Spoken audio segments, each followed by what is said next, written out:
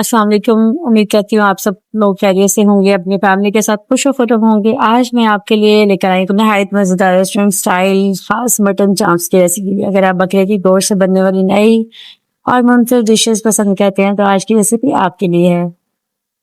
तो जी, अगर आप मेरे चैनल पर नए हैं तो सबसे पहले चैनल को सब्सक्राइब ज़रूर कर लीजिएगा। ये चाप्स जो हैं बाहर से बिल्कुल हल्की सी क्रिस्पी, अंदर से नरम, जूसी और मसालों से भरपूर तैयार होंगी। खास बात ये है कि हम इन्हें पहले अच्छी तरह गलाएंगे और फिर एक खास मैरिनेशन के साथ फ्राई करेंगे जिससे इनका टेस्ट और भी अच्छा हो जाएगा।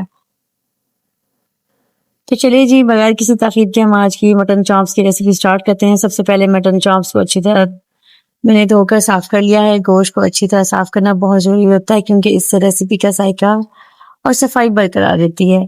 अब हम एक कुकर लेंगे, इसमें ये तमाम चावल शामिल कर देंगे। इसके बाद हम डालेंगे 2 दरमियाने साइज के बारीक कटे हुए प्याज।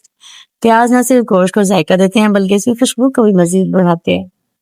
फिर हम डालेंगे जिसमें लहसुन अदरक का पेस्ट। लहसुन अदरक गोश्त की मखसूस जो स्मेल होती है ना उसको ख़त्म करता है और इसका जो टेस्ट है इनहांस करता है। इसके बाद हस्बे जायका नमक शामिल करेंगे, साथ थोड़ी सी हल्दी डाल देंगे। हल्दी ना सिर्फ रंग को खूबसूरत बनाती है बल्कि सेहत के लिए भी बहुत मुफीद होती है।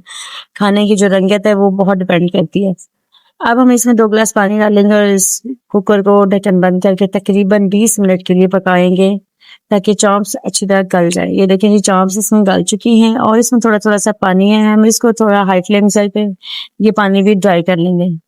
चलें जी, अब इंतजार खत्म हुआ, हमारी चाप्स अच्छी तरह गल चुकी हैं। आप देख सकते हैं कि गोश्त नरम हो गया है, हड्डी से थोड़ा अलग होने लगा है। इतना ज्यादा भी नहीं गलाना कि आप इसकी मैरिनेशन ना कर सकें।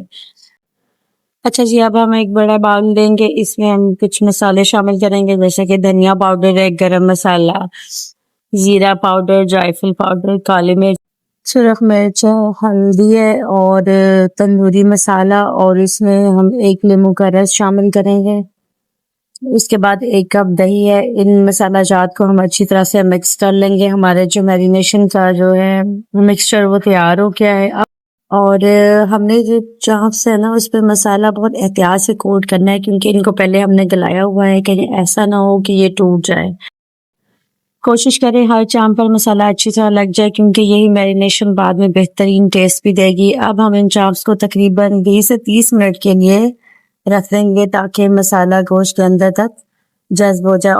अच्छी मैरिनेशन जो है ना एक आम रेसिपी को भी खास बना देती, इसलिए इस मरहले को हरगिज नजरअंदाज ना करें। जी, हमारी चाप्स जो है तकरीबन 30 मिनट में बहुत अच्छी तरह से मैरिनेट हो चुकी हैं। हम एक कढ़ाई लेंगे, अब इसमें हम इनको बड़ी एहतियात से सेट कर देंगे और फिर ब्रश की हेल्प से आपने इस पे ऑयल लगाना है बहुत हल्का सा। हमने इनको डीप फ्राई नहीं करना।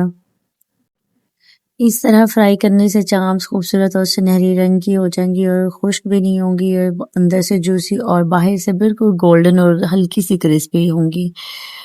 जैसे आप इस पर ऑयल वगैरह अच्छी तरह से लगा दें और उसके बाद ये थोड़ा सा जो हमारा मैरिनेशन वाला मसाला बचा था और कुछ प्याज जो जिसमें हमने इसको बॉईल किया था वो भी हम ऊपर डाल देंगे ताकि इसका जो टेस्ट है वो इनहेंस हो और इसमें से कोई चीज़ भी ज़ाया ना हो। तो बस ये जैसे हमने ऑयल वगैरह लगा दिया सारी चीज़ें कंप्लीट हो गई हैं। अब हम इसको ढक कर रख देंगे और बड़ी एहतियात के साथ आपने इसकी साइड्स जो है ना चेंज करनी है। 2 से 3 मिनट एक साइड को आपने देने हैं। और जी देखिए हमारी मज़ेदार चाप्स कितनी अंदर से जूसी हैं, आप देख सकते हैं बहुत अच्छी तरह से ये गल चुकी हैं, इसमें कोई स्मेल नहीं, बहुत मज़ेदार खुशबू आ रही है। ये होने के बाद इनका कलर बहुत अच्छा निकल आया है। ये देखने में भी बहुत खूबसूरत और खाने में भी बहुत लाजवाब है। इन्हें नान, रोटी, रायता, सलाद या अपनी पसंदीदा किसी भी चटनी के साथ सर्व कर सकते हैं, खा सकते हैं। मेहमानों के लिए भी ये एक बेहतरीन डिश है और ईद, दावत या फैमिली डिनर के लिए तो बिल्कुल परफेक्ट है। मुझे उम्मीद है आपको आज की रेसिपी ज़रूर पसंद आई होगी। अगर आप भी मटन चाप्स इस तरीके से बनाएं तो मुझे कमेंट्स में ज़रूर बताइएगा आपका तजुर्बा कैसा रहा। वीडियो पसंद आए तो लाइक ज़रूर कीजिएगा, अपने दोस्तों, फ्रेंड्स एंड फैमिली के साथ ज़रूर शेयर करें और चैनल को सब्सक्राइब करना बिल्कुल मत भूलिएगा। अपना बहुत सारा ख्याल रखें, दुआ में मुझे भी याद रखें। टेक केयर जी, अल्लाह हाफ़िज़। मिलते हैं इंशाल्लाह नेक्स्ट वीडियो में।